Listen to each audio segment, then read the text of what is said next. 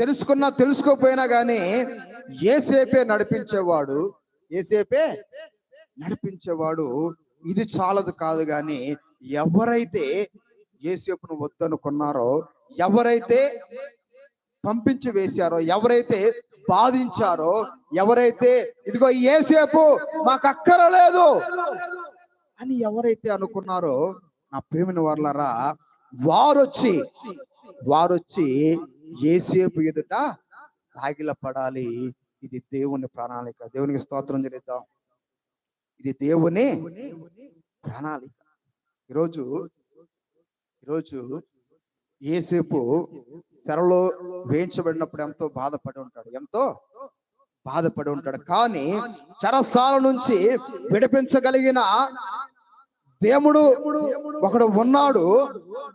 ఆయన విడిపించటమే కాదు, ఒక స్థితిని ఇవ్వటమే కాదు, ఎవరైతే అతన్ని వద్దనుకున్నారో, ఎవరైతే మా జీవితంలోకి యేసేపు